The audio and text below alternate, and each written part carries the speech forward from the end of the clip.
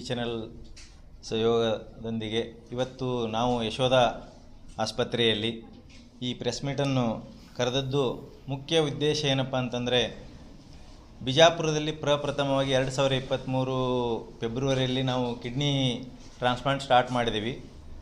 ಈ 3 ವರ್ಷಗಳಲ್ಲಿ ನಾವು ಇಲ್ಲಿವರೆಗೂ 28 ಸಕ್ಸಸ್ಫುಲ್ ಕಿಡ್ನಿ ಟ್ರಾನ್ಸ್ಪ್ಲಾಂಟ್ ಮಾಡಿದ್ದೀವಿ ಅಂತ ಹೇಳಲಿಕ್ಕೆ ತುಂಬ ಹೆಮ್ಮೆ ಆಗ್ತಾಯಿದೆ. ಇದು ಯಾಕೆ ನಾವು ಹೇಳಲಿಕ್ಕೆ ಇಷ್ಟಪಡ್ತೀವಪ್ಪ ಅಂತಂದರೆ, ಬಿಜಾಪುರದಂಥ ನಗರದಲ್ಲಿ ನಾನು ಈಗ ಬಿಜಾಪುರಕ್ಕೆ ಬಂದು 20 ವರ್ಷ ಆಯಿತು. ನಾವು ಯಶೋಧ ಆಸ್ಪತ್ರೆ ಸ್ಟಾರ್ಟ್ ಮಾಡಿ 15ನೇ ವರ್ಷ. ನಾನು ಬಂದದ್ದು 2005 ಅಕ್ಟೋಬರ್ ಬಿಜಾಪುರ್ಗೆ. ಬಟ್ 2005ರಲ್ಲಿ ನಮ್ಮ ಕಿಡ್ನಿ ಸೇವೆಯಲ್ಲಿ ನಾವು ಬಿಜಾಪುರದಲ್ಲಿ ಹೆಂಗಿದ್ದೀವಿ, ಇವತ್ತು 20 ವರ್ಷದಲ್ಲಿ ನಾವು ಸಾಕಷ್ಟು ಬಿಜಾಪುರದಲ್ಲಿ ಕಿಡ್ನಿ ರೋಗಿಗಳಿಗೆ ಹಾಗೂ ಇತರ ಎಲ್ಲ ರೋಗಿಗಳಿಗೂ ನಾವು ಯಶೋಧ ಆಸ್ಪತ್ರೆಯಿಂದ ಸಾಕಷ್ಟು ಸರ್ವಿಸನ್ನು ಕೊಡ್ತಾ ಇದ್ದೀವಿ.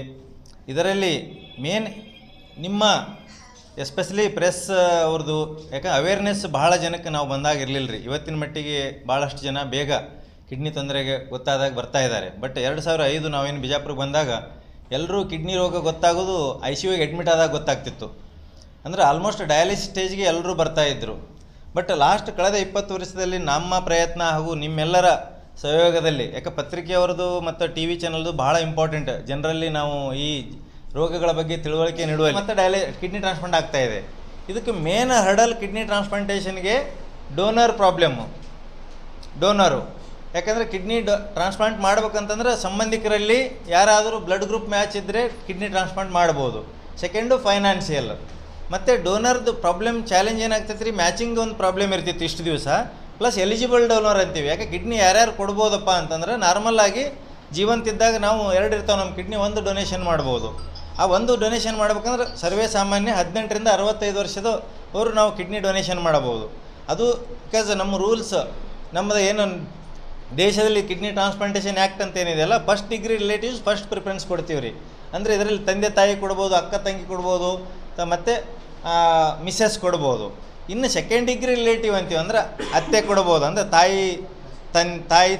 ತಾಯಿ ತಂದೆ ಅಥವಾ ಅತ್ತಿ ಅಂದರೆ ಮಿಸ್ಸಸ್ ತಂದೆ ತಾಯಿ. ಬಟ್ ಇದಕ್ಕೆಲ್ಲ ಒಂದು ಸ್ಪೆಷಲ್ ಪರ್ಮಿಷನ್ ಬೇಕಾಗ್ತೈತಿ. ಇದು ಎಕ್ಸ್ಟೆಂಡೆಡ್ ಡೋನರ್ ಅಂತೀವಿ. ಅಂದರೆ ಕಿಡ್ನಿ ಟ್ರಾನ್ಸ್ಪ್ಲಾಂಟೇಷನ್ ಜಾಸ್ತಿ ಮಾಡಲಿಕ್ಕೆ ಸರ್ಕಾರದವರು ಒಂದು ಎಕ್ಸ್ಟ್ರಾ ರೂಲ್ಸ್ ಕೊಟ್ಟಿದ್ದಾರೆ, ಯಾಕಂದರೆ ಡೋನರ್ಸ್ ಸಮಸ್ಯೆ ಇರೋದರಿಂದ. ಬಟ್ ಲಾಸ್ಟ್ ಈಗೇನು 5 to 10 ಇಯರ್ಸಲ್ಲಿ ಮತ್ತೊಂದು ಏನು ಅಡ್ವಾನ್ಸ್ ಆಗಿದೆ. ಇವತ್ತು ಯಾಕೆ ನಾವು ಪ್ರೆಸ್ ಮೀಟ್ ಕರೆದದ್ದು ಮೇನ್ ಉದ್ದೇಶ ಏನಪ್ಪ ಅಂತಂದರೆ, ಇಲ್ಲಿವರೆಗೂ ಏನು ಮಾಡ್ತಿದ್ದೀವಿ ಅಂದರೆ ಬರೀ ಬ್ಲಡ್ ಗ್ರೂಪ್ ಮ್ಯಾಚ್ ಇದ್ದವ್ರಿಗೆ ಕಿಡ್ನಿ ಟ್ರಾನ್ಸ್ಪ್ಲಾಂಟ್ ಮಾಡ್ತಿದ್ದೀವಿ. ಬಟ್ ಇವತ್ತು ಮಟ್ಟಿಗೆ ನಮ್ಮದರಲ್ಲಿ 28ರಲ್ಲಿ 5 ಜನಕ್ಕೆ ನಾವು ಕಿಡ್ನಿ ಬ್ಲಡ್ ಗ್ರೂಪ್ ಮ್ಯಾಚ್ ಇಲ್ಲ ಅಂದರೂ ಸಹಿತ ಕಿಡ್ನಿ ಟ್ರಾನ್ಸ್ಪ್ಲಾಂಟ್ ಮಾಡಲಿಕ್ಕೆ ಸಾಧ್ಯ ಆಗಿದೆ. ಯಾಕೆ ಇವತ್ತಿನ ದಿವಸದಲ್ಲಿ ಸೈನ್ಸ್ ಇಷ್ಟು ಅಡ್ವಾನ್ಸ್ ಆಗಿದೆ ಅಂದರೆ, ಮುಂಚೆ ಯಾಕೆ ನಾವು ಬ್ಲಡ್ ಗ್ರೂಪ್ ಮ್ಯಾಚ್ ಇದ್ದವ್ರು ಅಷ್ಟೇ ಮಾಡ್ತೀವಿ ಅಂದರೆ ರಿಜೆಕ್ಷನ್ ಭಾಳ ಆಗ್ತಿದ್ದು ರೀ. ಬಟ್ ಇವತ್ತು ಮೆಡಿಸಿನ್ನು ಮತ್ತು ಪ್ರೊಸೀಜರ್ಸ್ ಅಡ್ವಾನ್ಸ್ ಆಗಿರೋದ್ರಿಂದ ಬ್ಲಡ್ ಗ್ರೂಪ್, ಫಾರ್ ಎಕ್ಸಾಂಪಲ್, ಈಗ ಒಂದು ಪೇಷಂಟಿಗೆ A ಪಾಸಿಟಿವ್ ಇದೆ, ಅವ್ರ ಮನೆಯಲ್ಲಿ O ಅಥವಾ A ಇದ್ರಷ್ಟೇ ಕೊಡ್ಲಿಕ್ಕೆ ಆಗ್ತಿರ್ತೈತಿ. ಬಟ್ O A ಇಲ್ಲಪ್ಪ, ಅವ್ರ ಮನೇಲಿ B ಇದ್ದಾರೆ, ಅವರಿಗೆ ಸಹಿತ ಇವತ್ತಿನ ಮಟ್ಟಿಗೆ ಕಿಡ್ನಿ ಟ್ರಾನ್ಸ್ಪ್ಲಾಂಟ್ ಮಾಡ್ತಾ ಇದ್ದೀವಿ. ಅದು ಮೆಡಿಸಿನ್ ಅಡ್ವಾನ್ಸ್ ಆಗೋದ್ರಿಂದ ಮತ್ತು ನಮ್ಮ ಎಕ್ಸ್ಪರ್ಟೈಸ್ ಜಾಸ್ತಿ ಆಗೋದ್ರಿಂದ. ಅದಕ್ಕೆ ಇವತ್ತು ನಾವು 28 ಕಿಡ್ನಿ ಟ್ರಾನ್ಸ್ಪ್ಲಾಂಟ್ ಮಾಡಿದ್ದೀವಿ. ಅದರಲ್ಲಿ 5 ಜನರಿಗೆ ಬ್ಲಡ್ ಗ್ರೂಪ್ ಮ್ಯಾಚ್ ಇಲ್ಲಾರ್ದ ಕಿಡ್ನಿ ಟ್ರಾನ್ಸ್ಪ್ಲಾಂಟೇಷನ್ ಮಾಡಿದ್ದೀವಿ ಮತ್ತು ಎಲ್ಲರ ಜನರು ಆರಾಮಾಗಿದ್ದಾರೆ.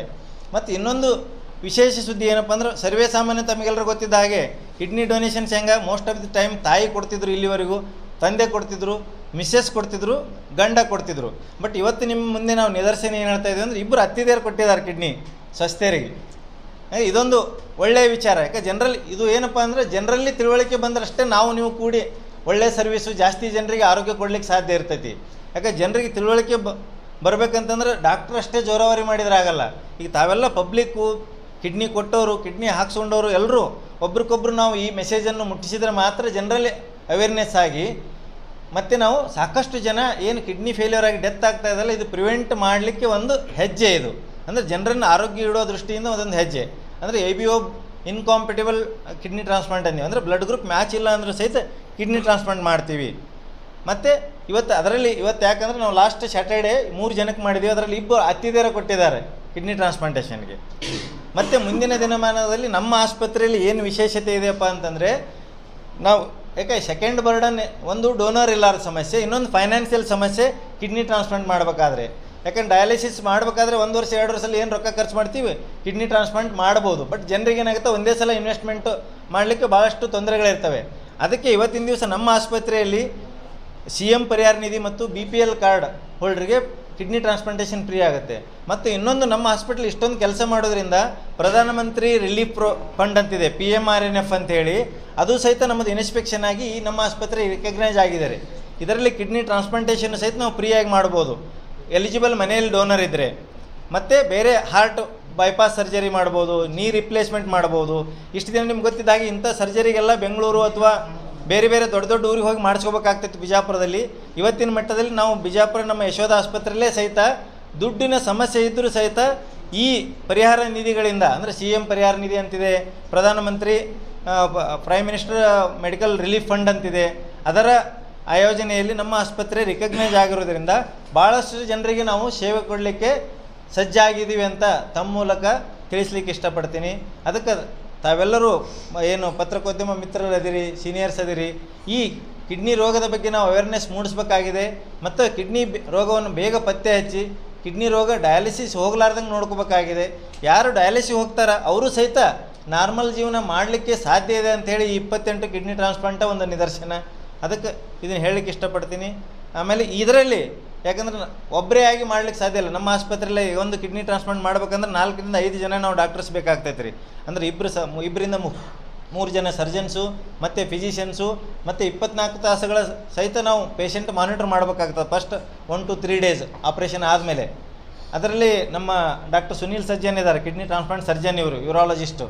ಆಮೇಲೆ ಡಾಕ್ಟರ್ ರಾಕೇಶ್ ಪಾಟೀಲ್ ಅಂತ ನಮ್ಮ ನೆಫ್ರಾಲಜಿಸ್ಟು, ಮತ್ತು ಡಾಕ್ಟರ್ ಶ್ರೀನಿವಾಸ್ ಅಂತ ಫಿಸಿಷಿಯನ್ ಆ್ಯಂಡ್ ಇಂಟೆನ್ಸಿವಿಸ್ಟ್ ಇದ್ದಾರೆ.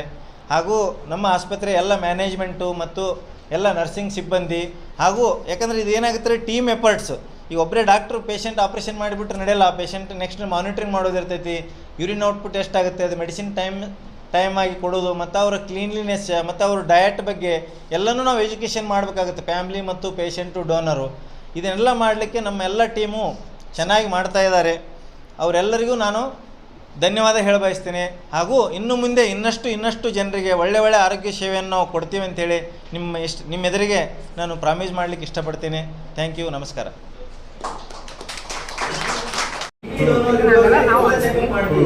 ಒಂದು ದಿನ ಕಳ್ಕೊಂಡಿದ್ದೇನು ಮಾಡೋದು ಯಾರು ಇಟ್ಕೊಂಡ್ರೆ ನಾನೇನು ಮಾಡೋದು ಅದಕ್ಕಾಗಿ ಕೊಟ್ಟಿನಿ. ಆಕಿನ ಒಂದು ಜೀವನ ಬರ್ತದೆ, ನಮ್ಮದು ಒಂದು ಬದುಕ್ತದೆ. ನನಗೇನು ತೊಂದರೆ ಇಲ್ಲ, ಆಕಿನ ತೊಂದರೆ ಇಲ್ಲ, ಅದಕ್ಕಾಗಿ ಕೊಟ್ಟಿನಿ. ಇನ್ನೊಂದು ಕೊಡ್ಬೋದು, ಯಾರಾದ್ರೂ ಏನು ತೊಂದರೆ ಇಲ್ಲ, ಯಾರಾದ್ರೂ ಕೊಡ್ಬೋದು. ಹಂಗೆ ಏನಾರು ಆತನ ಅಂತೇನು ಭಯ ಬರೋಂಗಿಲ್ಲ. ಭಯ ಬಿಟ್ರೆ ಆಗೋದು,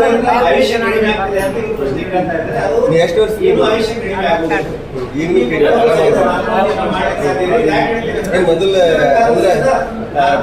ಅಂದ್ರೆ ಕೊಡ್ಬೋದು ಅಂತ ಹೇಳಿದ್ರಿ. ಅವ್ರ ಏನಾರ ಏನಾದ್ರಾಗಲ್ದಕ್ಕ ನಾ ಕೊಡಕ ರೆಡಿಗೆ ಕೊಂಡ್ಕೊಂತೀನಿ. ಅದಕ್ಕೆ ವಹಿಸಿದ್ರೆ ಎಲ್ಲ ಮಂದಿನ ಅಂದ್ರೆ ಕೇಳಿದ್ರು ಏನಾಗದ ನಾವು ರೆಡಿ ಇದ್ದಾಗ ಏನಾಗೋದು ನೋಡಿ.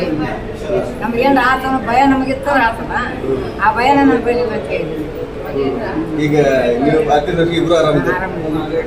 ನಿಮ್ಮ ಹೆಸರು ನಮ್ಮ ಹೆಸರು ಸಂತನ್ ಶಾಂತಾಬಾಯಿ. ಯಾವುದು ಶಶಿ ಮಾಡಿದ್ದಾರೆ. ಅದರಂತೆ ಶಾಂತಾಬಾಯಿ ಅವರು ತಮ್ಮ ಸೊಸೆ ಆದಂತ ಬಸಮ್ಮ ಅವರಿಗೂ ಕೂಡ ಕಿಡ್ನಿ ದಾನ ಮಾಡಿದ್ದಾರೆ. ಮತ್ತೆ ಶ್ರೀಮತಿ ಲಲಿತಾಬಾಯಿ ಅವರು ತಮ್ಮ ಮಗನಾದಂತ ಮಂಜುನಾಥ್ ಅವರಿಗೆ ಕಿಡ್ನಿಯನ್ನು ಡೊನೇಟ್ ಮಾಡಿದ್ದಾರೆ. ಅವರು ಎಲ್ಲರಿಗೂ ಚೇರ್ಮನ್ ಸರ್ ಮತ್ತು ಚೇರ್ಮನ್ ಮೇಡಮ್ ಫೆಲಿಸಿಟೇಟ್ ಮಾಡಬೇಕಂತ ಕೇಳ್ಕೊಳ್ತಿದ್ದಾರೆ.